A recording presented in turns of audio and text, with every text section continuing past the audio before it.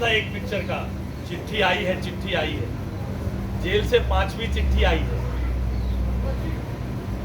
5वीं चिट्ठी में भी नए तरीके के आरोप आए हैं। सबसे पहली चिट्ठी में आरोप था कि जेल के अंदर प्रोटेक्शन मनी की डिमांड की जाती है। मंत्री पर प्रोटेक्शन मनी की डिमांड का आरोप था। दूसरी चिट्ठी में राज्यसभा की टिकट के लिए सुकेश चंद्रशेखर ने दिल्ली के मुख्यमंत्री और केजरीवाल गैंग के लोग 50 करोड़ रुपए में राज्यसभा टिकट की बात कर रहे हैं। आप सभी को याद होगा, कुमार विश्वास जी ने भी जब पहली 2 टिकटें दिल्ली की राज्यसभा की बटी थी, जो दिल्ली से राज्यसभा के 2 सदस्य अरविंद केजरीवाल जी की गैंग ने चुने थे, उसके संदर्भ में इसी तरह की बातें कही थी जैसी सुकेश चंद्रशेखर ने अपने दूसरे चिट्ठी में कही।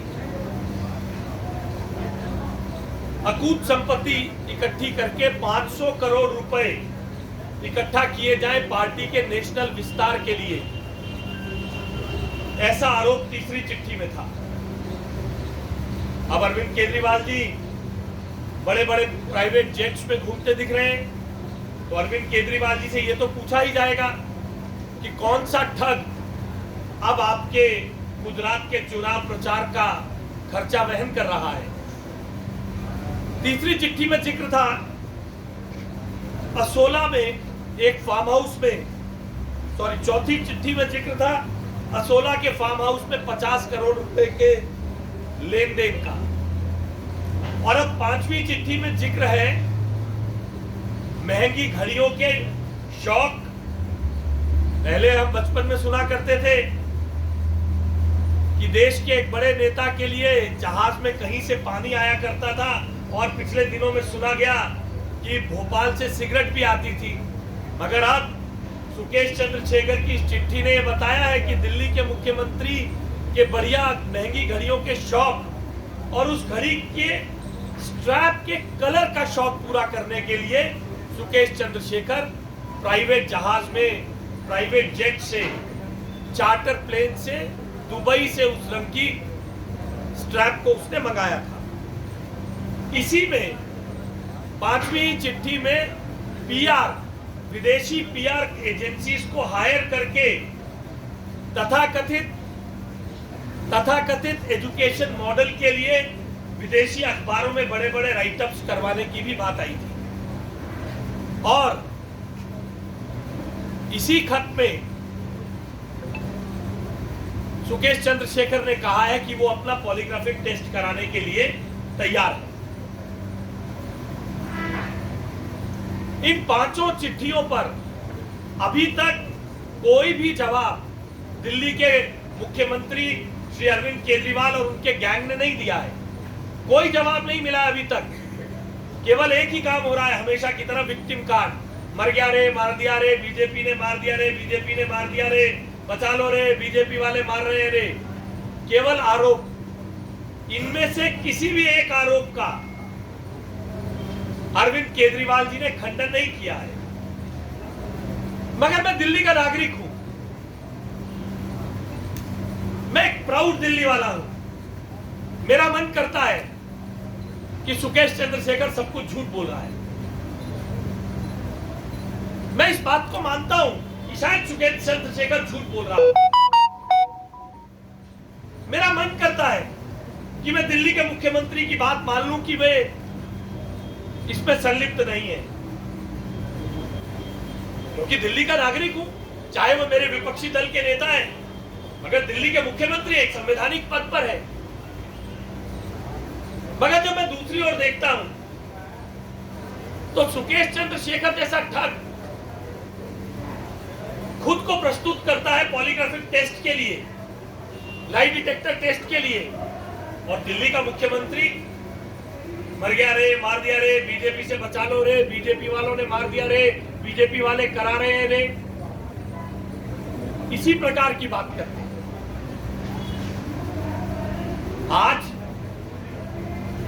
हम ये मांग करते हैं कि श्री अरविंद केजरीवाल सुकेश चंद्रशेखर की तरह क्योंकि ये मांग मैं क्यों कर रहा हूं, पहले ये बताना चाहता हूं। आप सबको याद होगा, आप सब उन दिनों के साक्षी हैं जब इंडिया अगेंस्ट करप्शन और उस आंदोलन के तहत यहां बैठे बहुत सारे पत्रकार बहन भाई कॉन्स्टिट्यूशन क्लब में जाया करते थे।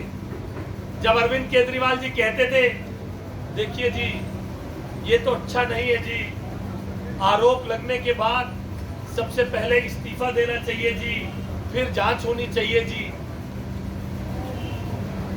ऐसे ही कहते थे ना जी, थोड़ा बेचारा सा मुंह बनाकर, थोड़ा हल्का सा निरीह सा प्राणी बनकर, कि पहले जांच होनी चाहिए जी, उससे भी पहले इस्तीफा होना चाहिए जी।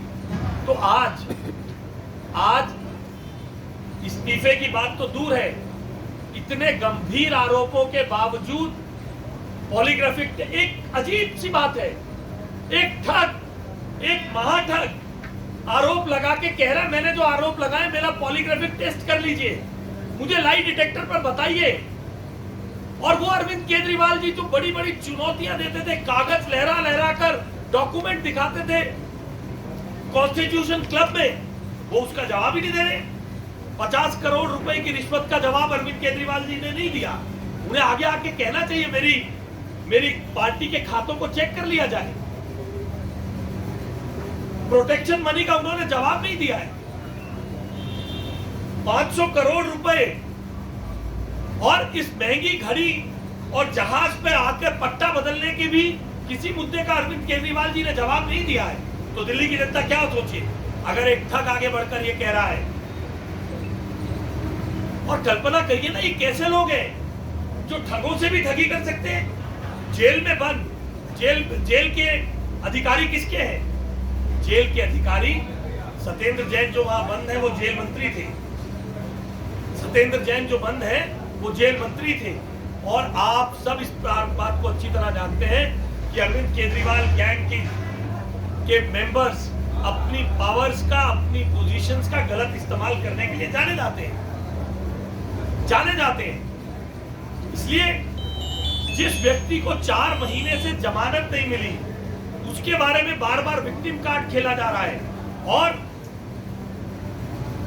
उस पर आरोप है 10 करोड़ की प्रोटेक्शन मनी मांगने का। तो अरविंद केजरीवाल जी का गैंग तो बहुत कमाल की बातें कर रहा है। एक वसूली भाई जेल में बैठकर वसूली कर रहा है और दूसरे फार्म हाउसेस में वसूली कर रहे हैं। ऐसे दोनों मंत्रियों की हम इस्तीफे की मांग करते हैं। जिस मंत्री को 4 महीने से भी ज्यादा समय से जमानत नहीं मिली है, जेल में बैठकर पैसे इकट्ठे करने की बात हो रही है, ऐसे मंत्री को तुरंत इस्तीफा होना चाहिए। यह चिंता का विषय है। जो व्यक्ति अंदर बैठकर महाठग से प्रोटेक्शन मनी ले सकता है, तो जेल में तो बहुत सारे देशद्रोही तत्व, आतंकवादी एलिमेंट भी बंद हैं। हमारी चिंता का विषय है कि कहीं ये लोग ऐसे एलिमेंट्स के साथ भी प्रोटेक्शन मनी का लेन देन तो नहीं कर रहे, देश की आंतरिक सुरक्षा को खतरे में डालने का काम तो नहीं हो रहा है जेल से। इसलिए ऐसे इन दोनों मंत्रियों का तुरंत इस्तीफा होना चाहिए। और दिल्ली देश की राजधानी है, दिल्ली देश की राजधानी है। मेरा मन करता है कि मैं दिल्ली के मुख्यमंत्री पर एक ठग से ज्यादा भरोसा करूं। इसलिए दिल्ली की जनता के भरोसे को कायम रखने के लिए श्री अरविंद केजरीवाल को सुकेश चंद्रशेखर की कॉल पर तुरंत, एक ठग जब इस बात के लिए तैयार हो सकता है तो श्री अरविंद केजरीवाल को किस बात का डर है, किससे मुंह छुड़ा रहे हैं? उन्हें तुरंत प्रभाव से स्वीकार करके अपने पॉलीग्राफिक टेस्ट के लिए आगे आना चाहिए। और अपने दोनों मंत्री जिनके संदर्भ में बार बार आरोप लग रहे हैं, जिन्हें वो विक्टिम कार्ड के तहत बचाने का काम करते हैं, उन दोनों का तुरंत प्रभाव से इस्तीफा लें। बहुत बहुत धन्यवाद। आशीष जी, कहानियां सुनानी बंद करो, फर्जी जो स्टोरीज हैं वो प्लांट करना बंद करो।